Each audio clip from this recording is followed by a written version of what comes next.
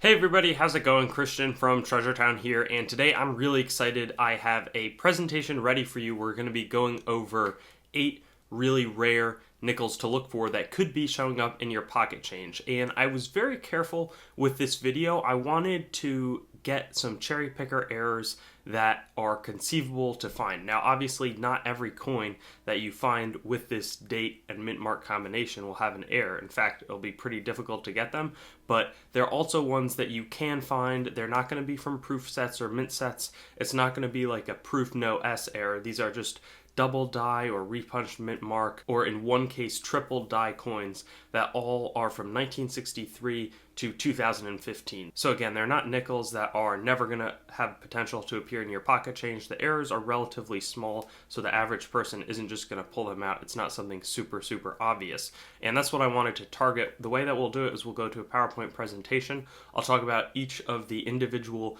8 coins and show some photos detailing what the errors actually will look like. I'll kind of give a verbal chat about them as well, and then we'll also delve into some of the values. Now, bear in mind with the values, these are not super common coins, so there's not tons of them being traded, and oftentimes the prices will get a lot higher than my values if the right person is bidding on them, and other times if you just put it up on eBay with a bid auction, there's not going to be a ton of people actively looking for them, so they can shoot lower. So it's really a little bit tougher to say with the prices, but there are some general estimates that are both my research and other people's on what these coins will cost. So let's get into the presentation.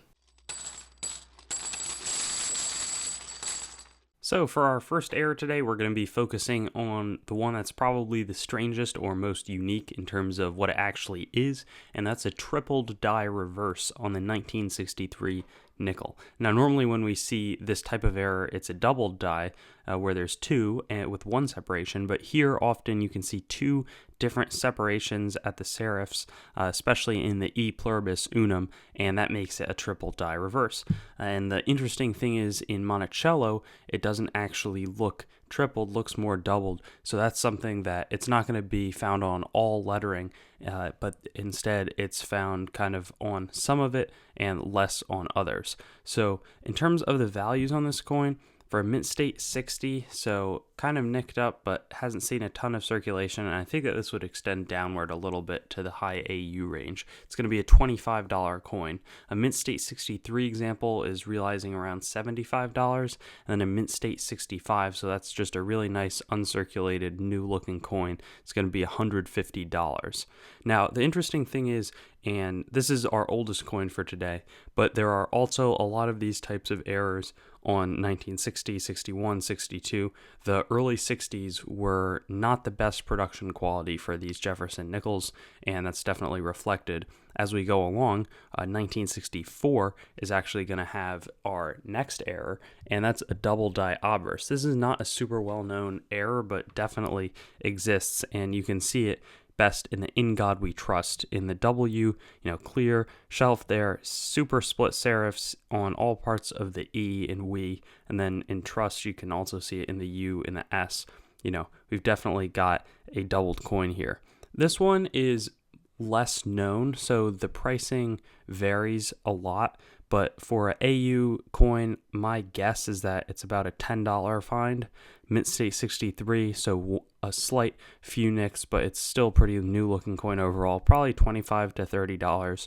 And then a mint state 65 coin could be $50. But one more word on the pricing is that with these, often it's so hard to actually find one of these double dies that if the right person steps in or 2 people step in and want to purchase it, the price can go a lot higher. Next up, we have a repunched mint mark, also early 60s, that is actually super valuable, one of the most valuable, if not the most valuable coin in our video, and that's the 1964D repunched mint mark. So before 1964 and back, basically, so before 1965, the mint mark was on the back of the coin if it was there, and it would be to the right of Monticello. And here it's a slight repunching. It's not anything super crazy. You can see there's like a smaller D inside of a larger one, but that slight repunching is going to make it a $100 coin in mint state 60, $200 in mint state 63, and up to $300 in mint state 65. And for individual auctions, I've seen them go higher than that. So it's crazy because some repunchment marks that we'll be looking at later on in the video don't kind of live up to this value, but for whatever reason, this mint mark trades really well. Could be that it's the last year that the mint mark was on the back of the coin, but I'm not exactly sure what contributed to making this specific one so valuable. Next, we see our first repunched mint mark on the front of the coin, and this one happened in 1968D. Now, repunched mint marks, just for a little bit of history, it's when they're putting the mint mark on the coin. That's done separately from actually striking the coins, and sometimes the mint mark doesn't take, so they punch it again, and so that it's definitely on the coin, but that results in the repunching. So they're punching it into the die, and then the die carries that repunched characteristic over. And this one is a lot less valuable. It's not as well recognized, and it kind of mirrors our 1964 Doubled Die Obverse in the values, in that it's a mint state 60 $10 coin, mint state 63 probably about $20, mint state 65 sees about $45 as the value. So again, it's a little bit further down, and note that there were multiple repunchings. So obviously these are not from the same die, but both dies were repunched. One has more of a north-south spread, the other is east-west. In terms of the next coin that we're going to find, and I promise that not all of these are going to be repunched mint marks, this one, though, is another one, and that's found on the 1970 coins. Now, like the last one, some of them are more at a tilt, some of them are at the kind of the opposite tilt, but a little bit more north-south, like on the right photo, and then in the left, it's a much clearer north-south spread. Now, this coin, like the last one, has similar values. AU50, which is a little bit lower of a floor, so I'd say that it's a slightly more valuable coin, is about a $10 find. Mint State 63 is going to kick up to about $30, $35. Mint State 65, probably like $60. But again, I'm going to keep repeating this, but the price history is not super established, so those numbers can vary up or down depending on who's in the market at the time. Now we're going to get back to a Doubled Die Obverse coin, and that's 1971. Another one that's not super well known, but I think is pretty neat because of how split the serifs are. You can really see in the I, in the B, in the E, and the R, Liberty obviously is the place to look for it, that there is some clear doubling going on, and I think that makes it a really interesting, neat coin, and one that would be pretty rewarding to find. This coin, again, is not breaking any records on the value side of things, but it's about a $10 coin in mint state 60, a $20 find in mint state 63, and a $45 coin in mint state 65. So if you can actually find it to purchase, it's a relatively affordable one if you want to own it yourself instead of finding it out in pocket change, which is another great way to do it. We're going to skip ahead a fair amount, as I think that there's a few repunchment marks kind of in the works. There's a 1981 repunchment mark that's pretty similar to that last valuation on the 70, but this one is 2004, and it's a Double Die Obverse, and it occurs on the piece reverse. So 2004, 2005, they were making these commemorative Jefferson nickels, and one of them had the pieces shaking hands, then a pipe, and I should know what that is, like a hatchet kind of, about the Louisiana Purchase though. And on that one, some of the obverses have doubling, and it's kind of prominent throughout the coin, but you can see it in the RU, and then you can also see it in the 04. So this one is trust, that one's 2004 obviously, but the spread is clearly there. And this one is a little bit more valuable, probably a $25 coin in mint state 60, $50 in mint state 63, and $75 in mint state 65. It's pretty rare, but it's one that's findable in change. I remember when these coins came out, thought that they were pretty special. They're relatively common if they don't have the error, but if they do have the error, gonna bring that value up a fair amount.